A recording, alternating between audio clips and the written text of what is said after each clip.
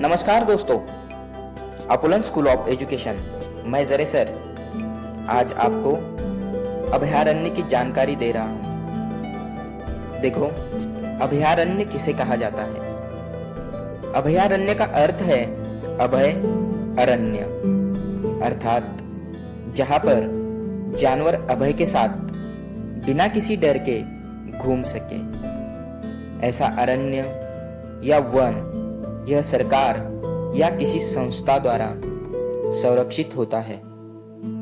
अभयारण्य में पशु और पक्षी विहार करते हैं, घनी झाड़ियों के बीच, साथ साथ पानी की भी व्यवस्था होती है। इस संरक्षित क्षेत्र में पशु पक्षी आनंद के साथ रहते हैं।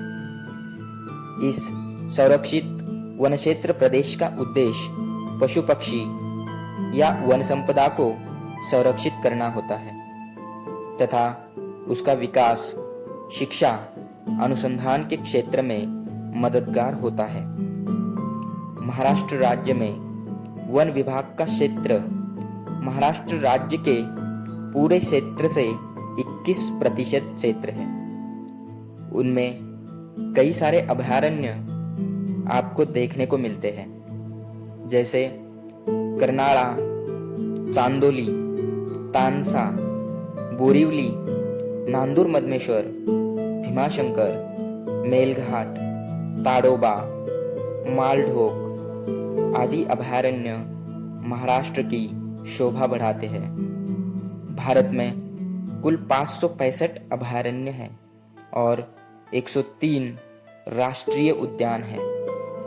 इनमें महाराष्ट्र में राष्ट्रीय उद्यानों की संख्या 6 है और 47 अभयारण्य जो राज्य के क्षेत्र के 3% हिस्से में है।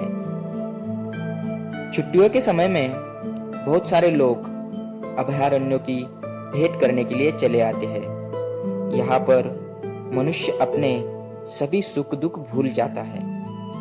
पर्यावरण और प्रकृति के सानिध्य में मनुष्य आनंदमय जीवन व्यतीत करता है।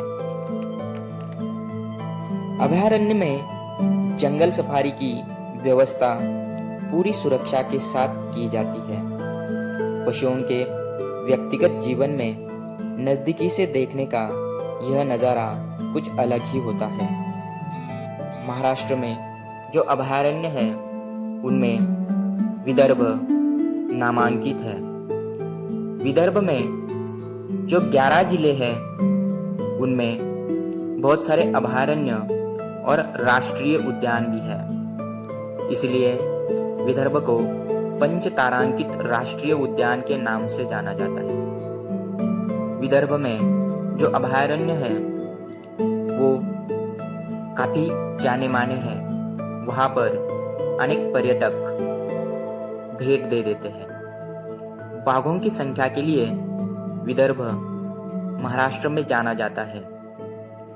विदर्भ में ताडोबा अभयारण्य में बाघों को संरक्षित क्षेत्र में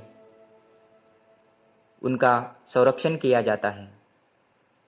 साथ साथ गुगामल अभयारण्य जो अमरावती जिले में स्थित है, वहाँ पर भी आपको बाघ, भालू आदि तरह के प्राणी या पशु दिखाई देते हैं। महाराष्ट्र का एक अभयारण्य जो नासिक जिले में है, नांदूर मधमेश्वर, वह पक्षी अभयारण्य पक्षियों के लिए संरक्षित किया गया है और यहाँ पर विदेशों से कई तरह के पक्षी हर साल कुछ महीनों तक रुक जाते हैं और यहाँ पर अपना गुजारा करते हैं। पक्षियों के साथ साथ महाराष्ट्र में पशु और साथ साथ जंगली प्राणी आदि के लिए महाराष्ट्र जाना जाता है।